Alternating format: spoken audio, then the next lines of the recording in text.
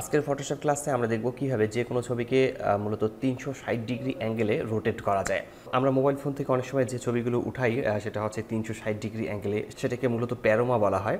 তো এই প্যানোরামা অথবা 360 ডিগ্রি অ্যাঙ্গেলে এই ছবিগুলোকে কিভাবে রোটেট করা যায়। তো আমরা এই ছবিটিকে মূলত 360 ডিগ্রি অ্যাঙ্গেলে রোটেট করব। এই জন্য আমাদেরকে প্রথমে মনে রাখতে হবে যে এইখানকার অ্যাঙ্গেলটি এবং এখানকার অ্যাঙ্গেলটি যেন সমান থাকে। এই জন্য আমি একটা গাইড টেনে নিচ্ছি। গাইড টেনে আমরা নিচের দিকে নামিয়ে দেখছি এই অ্যাঙ্গেলটি ঠিক আছে। যে এখানে দেওয়া আছে রেড আর এখানে দেওয়া আছে গ্রিন, আমাদেরকে এখানে দুই সাইডে কালারটি ঠিক একই রাখতে হবে। এখানে যে বিল্ডিংয়ের কালারটি দেওয়া আছে, তো এখানে যে বিল্ডিংয়ের কালারটি আছে এইরকম কালার ঠিক এখানেও থাকতে হবে। তো আমি এই জন্য এই ছবিটিকে একটু কপি করে নেব। কন্ট্রোল জে প্রেস করে কপি করে নিচ্ছি। কন্ট্রোল জে প্রেস করে কপি করে নেওয়ার পর আমরা কন্ট্রোল টি প্রেস করে সিলেক্ট করে নেব। রাইট বাটন ক্লিক করে আমি এখান থেকে ফ্লিপ হরিজন্টালি ক্লিক করছি, ছবিটি রোটেট হয়ে যাবে। এরপর চেক মার্কে ক্লিক করব। এরপর এই লেয়ারটিতে ক্লিক রেখে আমরা লেয়ার মার্কস ক্লিক করে নিচ্ছি। আমরা লেয়ার মার্কসের এটাকে ব্ল্যাক কালারে ফিল করে দেবো। কন্ট্রোল প্রেস করে ব্যাক স্পেস প্রেস করলে এটি ব্ল্যাক কালারে ফিল হয়ে যাবে।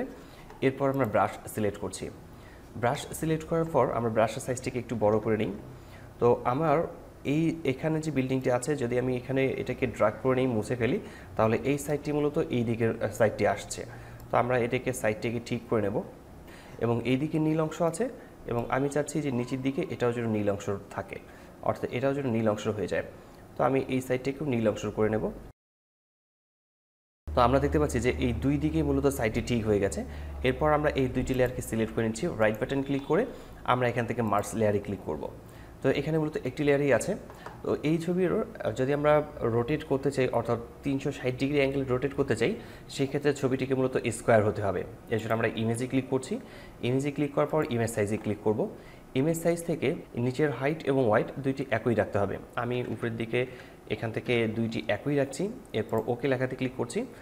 এর সাইজটি ঠিক এরকম হয়ে যাবে। এরপর আমরা ফিল্টারে ক্লিক করব। ফিল্টারে ক্লিক করার পর এখান থেকে আমরা ডিস্টর্টে ক্লিক করছি। ডিস্টর্ট থেকে আমরা এখান থেকে পোলার কোঅর্ডিনেটস একটি অপশন পাবো, এখানে ক্লিক করতে হবে। এখানে ক্লিক করার পর ওকে লেখাতে ক্লিক করলে ওখানে ক্লিক করার পরেই আমরা এই ছবিটি দেখতে পারবো যে এই ছবিটি 360 ডিগ্রি অ্যাঙ্গেল রোটেট হয়ে গেছে।